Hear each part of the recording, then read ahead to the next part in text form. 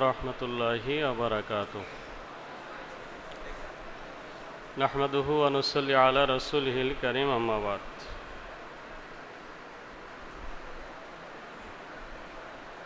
ईद मिलादुन नबी सल्लल्लाहु अलैहि वसल्लम उद्यापन उपलक्षे बांग्लादेश छात्र हिजबुल्लाह दारुन नाजात सिद्दीकिया कामिल माद्रासा शाखा कर्तृक आयोजित आजकेर এই মহতী অনুষ্ঠানের সম্মানিত সভাপতি, অতিথিবৃন্দ এবং আমার সামনে উপবিষ্ট কলিজার টুকরা ছাত্রবৃন্দ, সবাইকে আন্তরিক ধন্যবাদ এত সুন্দর একটা অনুষ্ঠান উপহার দেওয়ার জন্য।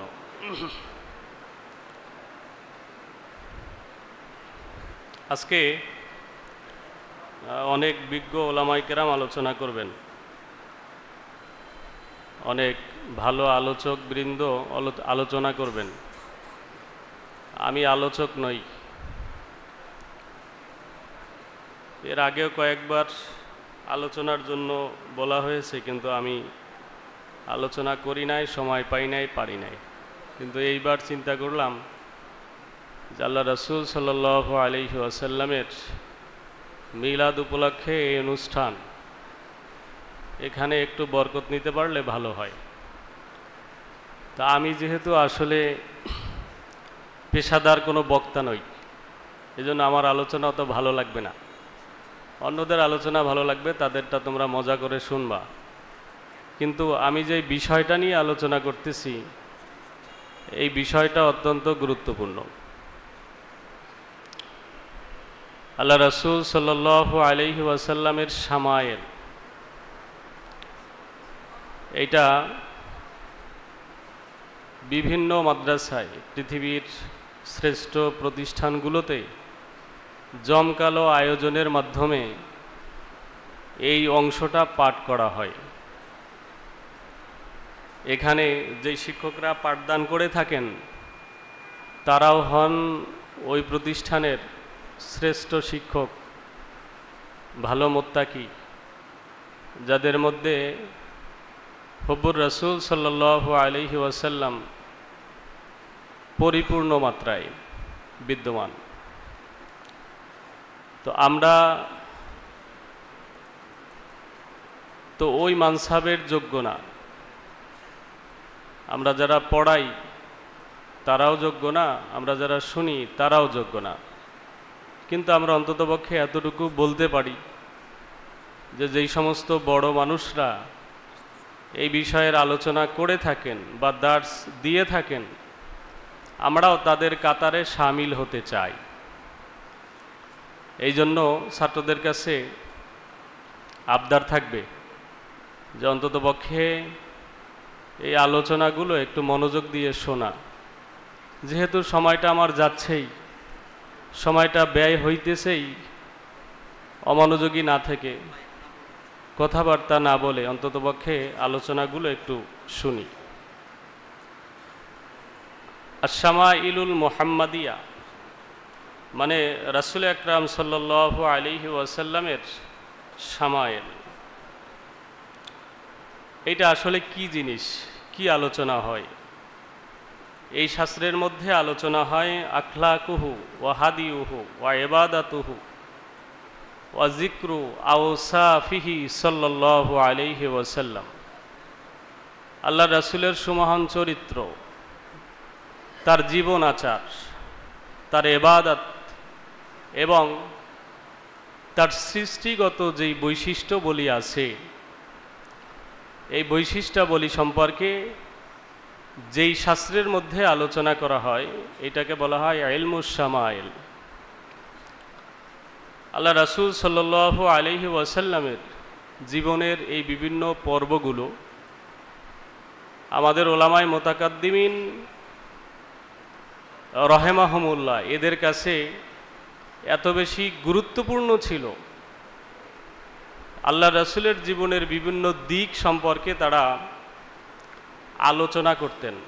শুধু আলোচনা করতেন না, তাদের সন্তানদেরকে, তাদের সংশ্লিষ্টদেরকে এগুলো আত্মস্থ করানোর জন্য তাদের উপর্যুপরি চেষ্টা থাকত।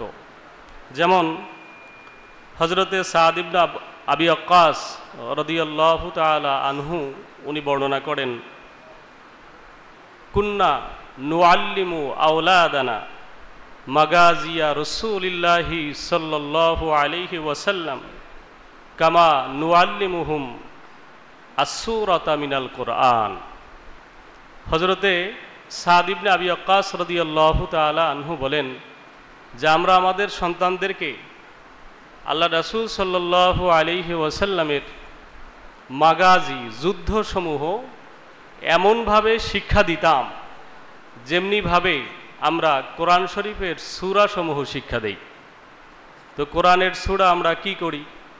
তেলাওয়াত করি, আমরা মুখস্থ করি। কোরআনের সূরাসমূহের বিশ্লেষণ আমরা জানি। ঠিক তদ্রূপভাবে সাহাবায়ে কেরামও তাদের সন্তানদেরকে আল্লাহ রাসূলের মাগাজি এইভাবে শিক্ষা দিতেন। তো নিঃসন্দেহে আল্লাহ রাসূল সাল্লাল্লাহু আলাইহি ওয়াসাল্লামের যুদ্ধের চেয়ে তার জীবন আচার, তার আখলাক, তার ইবাদত, তার গঠন অবয়ব কেমন ছিল সেটা আমাদের কাছে অধিক বেশি গুরুত্বপূর্ণ।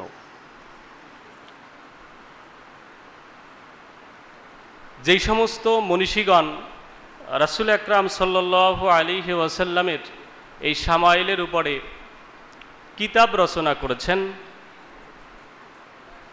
গ্রন্থ প্রণয়ন করেছেন, তাদের সংখ্যা অনেক, তাদের তালিকা অনেক দীর্ঘ। এর মধ্যে সবচেয়ে সমৃদ্ধ কিতাব যিনি রচনা করেছেন তিনি হচ্ছেন ইমাম তিরমিজি রহিমাহুল্লাহ। নাম কি? ইমাম তিরমিজি রহিমাহুল্লাহ।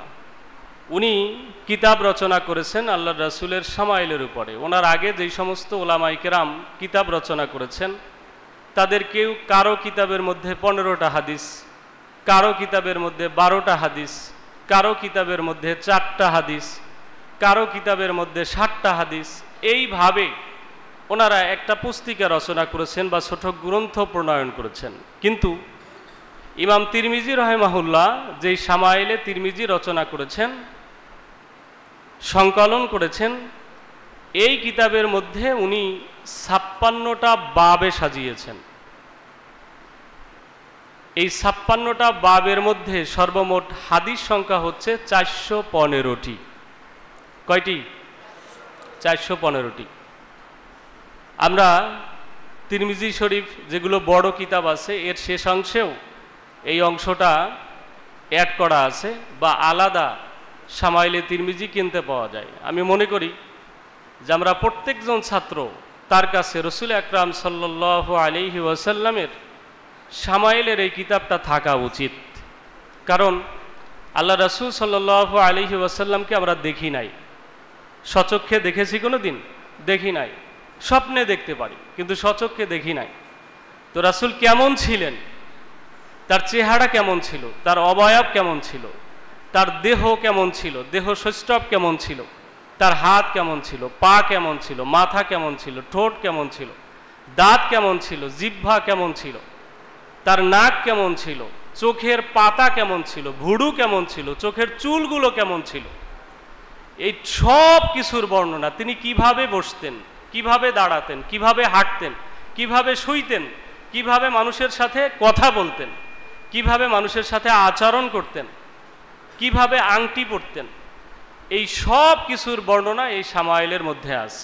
আমি মনে করি যাদের মধ্যে আল্লাহ রাসূল সাল্লাল্লাহু আলাইহি ওয়াসাল্লামের প্রতি সামান্য ভালোবাসা, মহব্বত আছে, তাদের সবারই এগুলো জানার আগ্রহ, ঠিক কিনা? তো রাসূল আকরাম সাল্লাল্লাহু আলাইহি ওয়াসাল্লামের শামাইলের উপরে সবচেয়ে সমৃদ্ধ কিতাব হচ্ছে ইমাম তিরমিজি রহিমাহুল্লাহ। ওনার এই কিতাবের উপরে অনেক ব্যাখ্যা গ্রন্থ আছে যেগুলো আমাদের হাতেও আছে।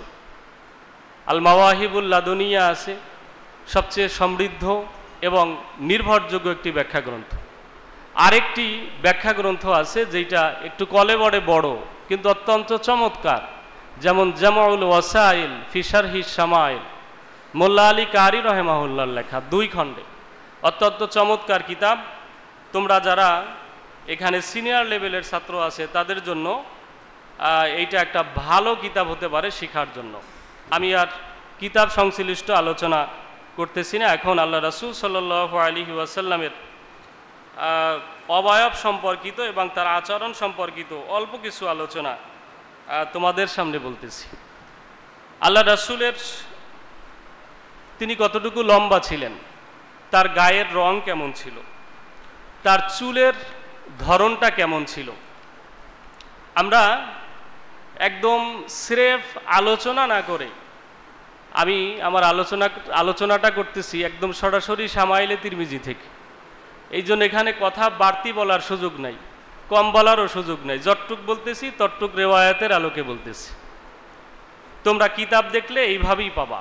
খাদিমুর রাসূল হযরতে আনাস রাদিয়াল্লাহু তাআলা আনহু থেকে বর্ণিত, তিনি বলেন, কানা রাসূলুল্লাহি সাল্লাল্লাহু আলাইহি ওয়াসাল্লাম লাইসা বিত-তাবিল আল বাইন ওয়ালা বিল কাসির।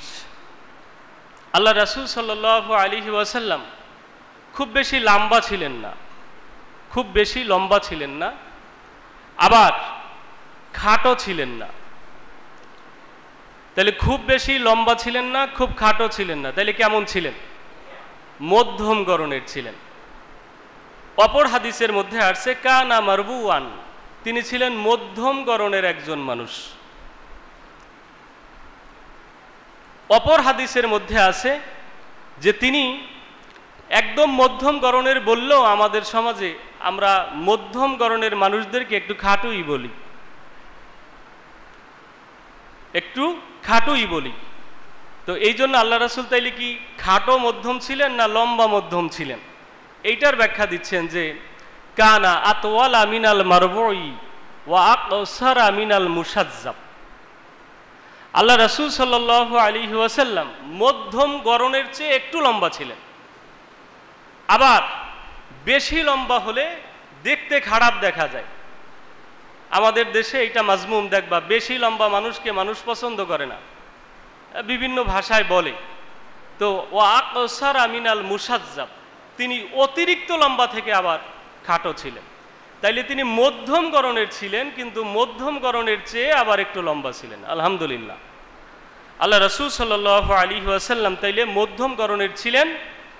আবার একদম মধ্যম গড়নের বলতে যা বুঝায় খাটো মধ্যম না, তিনি একটু লম্বাটে ছিলেন। ওয়ালা বিল আবিয়াদিল আমহাক ওয়ালা বিল আদাম, আল্লাহ রাসূল ধবধবে সাদা ছিলেন না, আবার মেটে রঙেরও ছিলেন না, মানে কালো রঙেরও ছিলেন না। তাইলে তিনি কেমন ছিলেন? তিনি ছিলেন আবিয়াদুন মুশরাবুন বিল হুমরা। আল্লাহ রাসূল ছিলেন সাদা, তবে লাল মিশ্রিত সাদা। আমাদের কাছে সাদা হলে কিন্তু একটু শ্বেতরোগীর মতো মনে হয়, তাই না? দেখবা যে সাদা সাদা একদম শ্বেতরোগীর মতো সাদা। সাদা ছিলেন না, তবে তিনি ফর্সা ছিলেন, সেই ফর্সাটা ছিল লাল মিশ্রিত। কি মিশ্রিত? লাল মিশ্রিত। এরপরে তার চুল, ওয়ালা বিল জাদিল কাতিত ওয়ালা বিস সাবতি। আল্লাহ রাসূল সাল্লাল্লাহু আলাইহি ওয়াসাল্লামের চুল মোবারক এইটা একদম কোকড়ানো ছিল না, একদম কোকড়ানো যে চিরুনি ঢুকানো যায় না, এইভাবে কোকড়ানো ছিল না। ওয়ালা বিস সাবতি, আবার একদম সোজা ছিল না। তাইলে তার চুল মোবারক কেমন ছিল? চুল মোবারক ছিল ঈষৎ ঢেউ খেলানো, মানে কিছুটা বাঁকা, সোজাও না একদম বাঁকাও না, সোজা এবং বাঁকার মধ্যবর্তী কিছুটা ঢেউ খেলানো ছিল। এর মানে দেখবা যখন মানুষের চুল লম্বা হয়, যদি সোজা চুল হয় তাইলে আর ওইটা বাঁকা হয় না, একদম সোজা হয়েই থাকে, দেখতে একটু বেমানান বেমানান লাগে। এই কি কয়, সজারুর মতো চুল লম্বা লম্বা।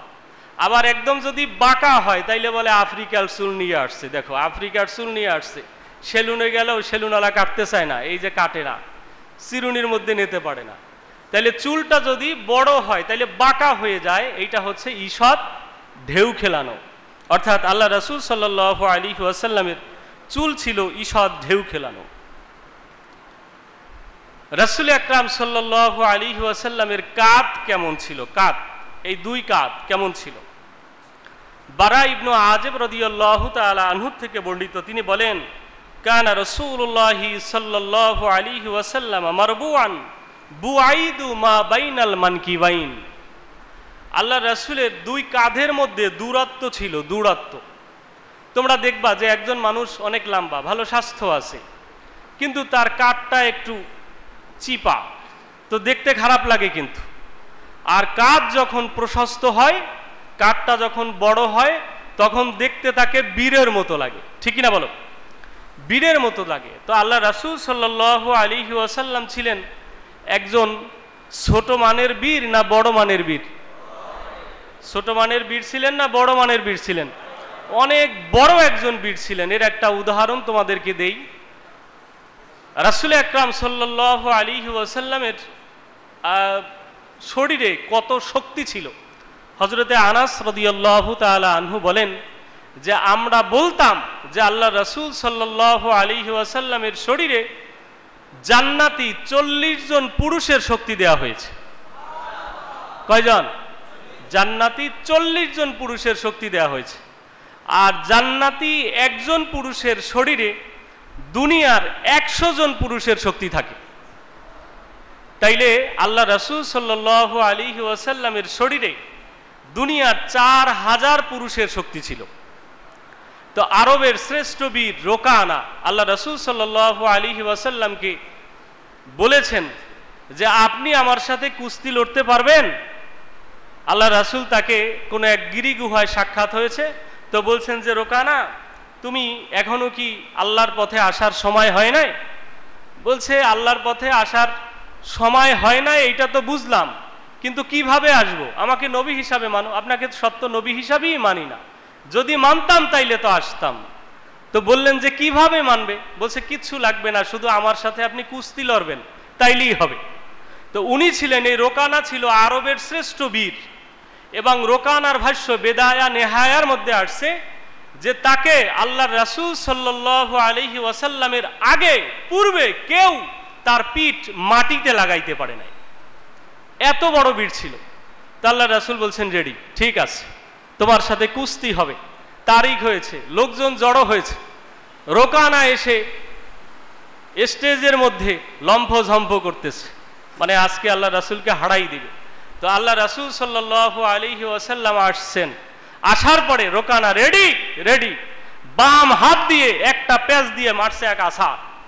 আছাড় মারার পরে চিত বলছে আর একবার, বলছে ওঠো।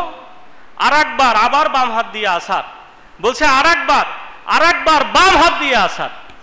তো কোন রেওয়ায়েতে আছে যে এরপর রোকানা বলছেন যে তোমরা যদি বড় কোনো জাদুকর দেখতে চাও তাইলে মুহাম্মদকে দেখো সাল্লাল্লাহু আলাইহি ওয়াসাল্লাম।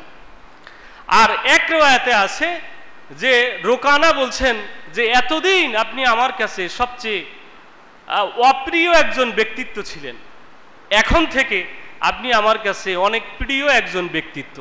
আমি এই মুহূর্তে সাক্ষ্য দিছি যে আপনি আল্লাহ রাসূল সাল্লাল্লাহু আলাইহি ওয়াসাল্লাম। তো আল্লাহ রাসূল সাল্লাল্লাহু আলাইহি ওয়াসাল্লামের শরীরে এই টাইপের শক্তি ছিল। তো শক্তিমত্তা এটা শরীরের মধ্যেও তো দেখা যাওয়া লাগে, তাই না? তো একদম যদি জীর্ণ শীর্ণ হয় বা একদম যদি গুটানো হয় তাহলে তো ভালো লাগে না। এই জন্য বুআইদু মা বাইনাল মানকিবাইন, তার দুই কাঁধের মধ্যে দূরত্ব ছিল। তুমি তার সিনার দিকে তাকাইলেই বুঝতে পারবে যে একজন বীর, একজন শক্তিমান। আল্লাহ রাসূল সাল্লাল্লাহু আলাইহি ওয়াসাল্লামের মধ্যে এইভাবে ছিল। হুজুরের চুল কেমন ছিল? আজিমুল জুম্মা, হাদিসের মধ্যে আসছে আজিমুল জুম্মা। রাসূল আকরাম সাল্লাল্লাহু আলাইহি ওয়াসাল্লাম জুম্মাধারী ছিলেন।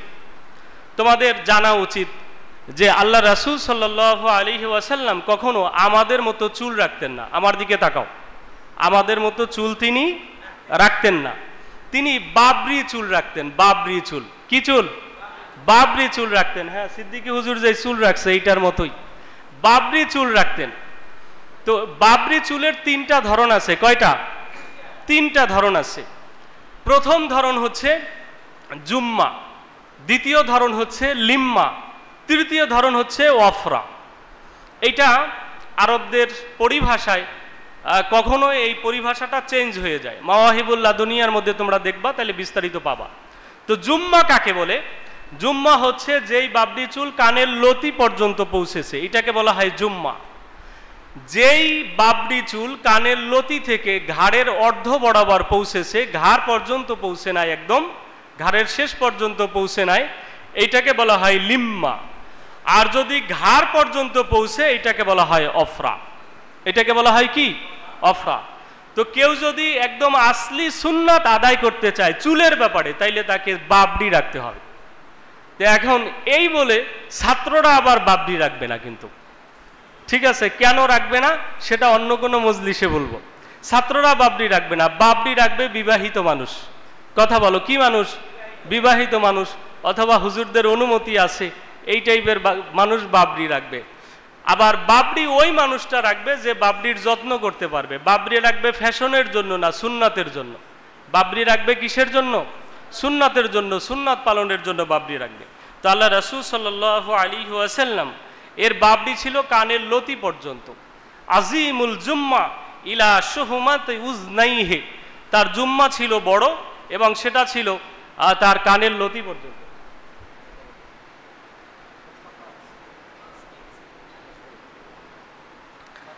আচ্ছা, রাসূল আকরাম সাল্লাল্লাহু আলাইহি ওয়াসাল্লাম এর শরীরের অবস্থা কেমন ছিল তার বর্ণনা দিচ্ছেন যে ওয়ালাম ইয়াকুন বিল মুতাহহাম ওয়ালা বিল মুকালসাম। আল্লাহ রাসূল সাল্লাল্লাহু আলাইহি ওয়াসাল্লাম খুব স্থূল ছিলেন না, মানে অনেক বেশি মাংসালু ছিলেন না, বরং তিনি সিমসাম ছিলেন, খুব বেশি মাংসালু ছিলেন না। তার শরীরটা খুব বেশি গোশতওয়ালা ছিল না। বেশি গোশতওয়ালার মানে হচ্ছে এই যে সব দিক দিয়ে গোশত একদম ধরে না শরীরের মধ্যে, একদিক দিয়া পড়তেছে, আর এক দিক দিয়া পড়তেছে, সামনে দিয়া পড়তেছে, পিছন দিয়া পড়তেছে, এইভাবে না, বরং টাইট ফিট ছিল। হ্যাঁ, ওয়ালা বিল মুকালসাম। আল্লাহ রাসূল সাল্লাল্লাহু আলাইহি ওয়াসাল্লাম এর চেহারা একদম গোলাকৃতির ছিল না, একদম গোলাকৃতির ছিল না, আবার একদম তরবারির মতো লম্বা ছিলেন না। সাহাবীকে জিজ্ঞাসা করা হয়েছে, হযরতে আনাস রাদিয়াল্লাহু তাআলা আনহুকে জিজ্ঞাসা করা হয়েছে যে আল্লাহ রাসূলের চেহারা মোবারক কেমন ছিল, সেটা কি তরবারির মতো ছিল লম্বা? বলছেন যে না, তরবারির মতো লম্বা ছিল না। তার চেহারা ছিল বাল ফি ওয়াজহিহি তাদবীরুন, তার চেহারা মোবারক কিছুটা গোলাকৃতির ছিল, একদম পুরা গোল নয় যেমনটা চায় না, আবার লম্বা নয় দেখতে অসুন্দর, বরং লম্বার মধ্যে আবার গোল, যেটা দেখতে সুন্দর লাগে।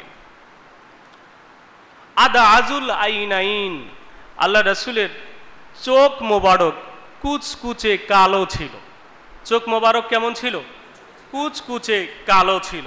আহদাবুল আশফার, চোখের নেত্র অনেক লম্বা ছিল, চোখের নেত্রটা অনেক লম্বা ছিল, মানে ভাষা ভাষা চোখ যাকে বলে, ভাষা ভাষা চোখ দেখতে ভালো লাগে না, ওইভাবে ছিল। জালিলুল মুশাস, আল্লাহ রাসূলের যত শরীরের অঙ্গ প্রত্যঙ্গের মধ্যে যতগুলো জোড়া ছিল, জোড়া, এই জোড়াগুলো খুব মজবুত ছিল। দেখবা আমাদের মধ্যে কিছু মানুষ আছে, এই যে আমি দেখছি আমার একজন ক্লাসমেট, এইভাবে দিলে হাতটা বাঁকা হয়ে যায়, এই যে এইভাবে না, হাতটা উল্টা দিকে বাঁকা হয়ে যায়। তো আমরা তাকে ডাকতাম একটু ব্যঙ্গ করে বয়লার, বয়লার মুরগি, মানে যেদিকে নাড়ায় সেদিকে নড়ে। তো এইটা দেখতে একটু কেমন লাগে যে উনি একটু গায়ে শক্তি কম কম টাইপের। আর যখন শরীরের সমস্ত জোড়াগুলো মজবুত হয় তখন দেখতেই তাকে বীর পুরুষ মনে হয়। তো এই জন্য আল্লাহ রাসূল সাল্লাল্লাহু আলাইহি ওয়াসাল্লামের শরীরের অবয়বটাও, শরীরের গঠনটাও এমন ছিল, জালিলুল মুশাস, মানে খুব মজবুত ছিল। ওয়াল কাতিত, এবং তার যেই কাদের গ্রন্থি আছে এই গ্রন্থিটাও খুব মজবুত ছিল, মজবুত। এখন এর মানে এই নয় যে যারা কি বলে, যারা হচ্ছে জিম করে তাদের যেমন এখানে গিয়ে গোশত জমা হয়, ওইভাবে না, এ ছাড়াই মজবুত ছিল। জু মাসরুবা, আল্লাহ রাসূল সাল্লাল্লাহু আলাইহি ওয়াসাল্লামের, আমার দিকে তাকাও, এই যে বুকের মাঝ বরাবর দিয়ে একদম নাভি পর্যন্ত ছোট একটি সরু লোমের রেখা ছিল, কাআন্নাহু কাদিব। এটাকে হাদিসের ভাষায় বলা হয়েছে যে মনে হচ্ছে একটা তরবারি দাঁড়িয়ে রয়েছে এখানে। আমি আবারও বলি, তোমাদেরকে বুঝাইয়ে দেই, এই যে এখানে এইদিকে তাকাও, এই যে উপরের যেই হাড় আছে, এই হাড়ের উপরে কয়েকটা চুল ছিল, ঠিক আছে, এই জায়গাটা খালি ছিল, এই পাশে এখানে চুল ছিল, এখানে চুল ছিল, পুরা পেটটা উদম ছিল, এখানে কোনো চুল ছিল না। এখান থেকে একটা সরু চুলের রেখা এদিকে উঠছে, এখান থেকে একটা এদিকে উঠছে, সোজা হয়ে খাড়া হয়ে আছে। এবার একটু চিন্তা করো তো, এখানে কিছু চুল, হ্যাঁ এখানে কিছু চুল, এখানে কিছু চুল, এখানে একটি সরু লোমের রেখা, আর পুরাটা উদাম এবং পুরোটা সাদা। চমৎকার পেটের অধিকারী ছিলেন একজন। জু মাসরুবা, এটা হাদিসের মধ্যে বলা হয়েছে জু মাসরুবা, সরু লোমের রেখাযুক্ত, সরু লোমের রেখা ছিল তার এই বুকের মধ্যে। ইজা মাশা তাকাফা, যখন আল্লাহ রাসূল সাল্লাল্লাহু আলাইহি ওয়াসাল্লাম হাঁটতেন তখন সামনের দিকে ঝুঁকে হাঁটতেন। কোন দিকে? কথা বলো, কোন দিকে? সামনের দিকে। আমরা শুনতেছি আমল করার জন্য। শোনো, এখানে সামনের দিকে ঝুঁকে হাঁটার অর্থটা কি? আমরা সামনের দিকে ঝুঁকে হাঁটার একটা অর্থ বুঝি যে এইভাবে ভাঁজ হয়ে হাঁটা, তাই না? এবার ভাঁজ হয়ে হাঁটা। আর একটা হচ্ছে মাথাটা একটু নিচুর দিকে দিয়ে হাঁটা। তা আল্লাহ রাসূল কি ভাঁজ হয়ে হাঁটতেন নাকি মাথা নিচু করে হাঁটতেন? এইটার ব্যাখ্যাটা নাও। কাআন্নামা ইয়ানহাত্তু মিন সাবাবিন, উনি যখন হাঁটতো তখন মনে হতো যে উপর থেকে নিচের দিকে নামতেছেন। এবারে তুমি একটু চিন্তা করো যে তুমি একটা টিলার উপরে উঠছো, এখন নিচের দিকে নামবা, ভাঁজ হবা নাকি বডিটা সোজা করে মাথাটা একটু নিচের দিকে দেবা? বডিটা সোজা করে মাথা একটু নিচের দিকে দিবে। কেন? কারণ এইভাবে বডি টাইট করে যদি হাঁটে, এইভাবে যদি হাঁটে, তাইলে মানুষ একটু তাকে অহংকারী বলে, তাই না? বলো, অহংকারী বলে যে ওনার মধ্যে অহংকার আছে। আর যদি মাথাটা একটু নিচের দিকে থাকে, বডিটা যদি সোজা থাকে, তাহলে উনি একজন বীর শক্তিমান পুরুষ, তবে ওনার মধ্যে বিনয় আছে। কি আছে? বিনয় আছে। তো আল্লাহ রাসূল সাল্লাল্লাহু আলাইহি ওয়াসাল্লাম ছিলেন আপাদমস্তক একজন বীর মানুষ, কিন্তু তার মধ্যে বিনয় ছিল। কি ছিল? বিনয় ছিল। সেই বিনয়টা তার হাঁটার মধ্যেও প্রকাশ পেত। কাআন্নামা ইয়ানহাত্তু মিন সাবাবিন, কেমন জানি তিনি উপর থেকে নিচের দিকে নামতেছেন। এই গেল ওনার হাঁটার একটা গুণ। 2 নম্বর আর একটা গুণ হচ্ছে যখন ইজা মাশা তাকাল্লা, যখন তিনি হাঁটতেন তখন পা পুরো দমে উপরে উঠাইয়া এরপরে আবার দিতেন। খেয়াল করো, পা পুরো দমে উপরে উঠাইতেন, এরপরে আবার দিতেন। আমাদের অনেকের হাঁটার অভ্যাস আছে, কিন্তু দেখবা জুতা কিনছে নতুন, 1 সপ্তাহের মধ্যে জুতার তলা ক্ষয় হয়ে গেছে। উনি হাঁটলে আশেপাশের মানুষ বুঝতে পারে যে ওই অমুকে হাঁটতেছে। এই ঘষে ঘষে হাঁটে, আছে না নাই? ঘষে ঘষে হাঁটে। এই ঘষে ঘষে হাঁটার অভ্যাসটা খারাপ। এখানে ওলামায়ে কেরাম অনেকগুলো ক্ষতির কথা বলছেন। 1 নম্বর ক্ষতি, তোমার পায়ের তলাটা হয়ে যাবে, পাতলা হয়ে যাবে। 2 নম্বর হচ্ছে তোমার যে কোনো কষ্টদায়ক কাটা জাতীয় যে কোনো জিনিস তোমার পায়ে বিদ্ধ হতে পারে। 3 নম্বর হচ্ছে ময়লা আবর্জনা, এটা তোমার শরীরে বেশি লাগবে। 4 নম্বর হচ্ছে এর দ্বারা মানুষকে কষ্ট দেয়া হবে। দেখবা তুমি রাস্তায় হাঁটতেছো, পোলাপান শেষরাইয়া শেষরাইয়া হাঁটতেছে, ধুলাবালি সব উড়াইয়া উড়াইয়া হাঁটতেছে, এভাবে আছে না নাই? 4 নম্বর একটা বড় হচ্ছে যখন শেষরাইয়া হাঁটে তখন মনে হয় যে এই লোকটা অসুস্থ। দেখবা গরু হাঁটে কেমনে? শেষরাইয়া। ঘোড়া হাঁটে কেমনে? মনে হয় বলের মতো, এর মধ্যে পাম দেয়া আছে তো বলের মতো, সে পা মাটিতে না লাগে না। তাহলে ঘোড়ার শরীরে গরুর চেয়ে শক্তি বেশি, এই জন্য ঘোড়া পা উঠিয়ে হাঁটে। যেই মানুষের শরীরে শক্তি বেশি সে পা উঠিয়ে হাঁটে। তো আল্লাহ রাসূল সাল্লাল্লাহু আলাইহি ওয়াসাল্লাম একটা পা দিতেন, পাটা তুলতেন, এরপরে আবার দিতেন। ইজাত মাশা কলা তাকাল্লা, যখন তিনি হাঁটতেন তখন পুরা দমে তিনি পাটা উঠিয়ে হাঁটতেন। বাইনা কাতিফাইহি খাতামুন নবুওয়া, তার 2 কাঁধের মাঝখানে ছিল খতমে নবুওয়াত, নবুওয়াতের আলামতযুক্ত একটি মোহর, একটি গোশতের টুকরা। ওয়াহুয়া খাতামুন নবিয়্যিন, তিনি ছিলেন কি? নবীদের শেষ।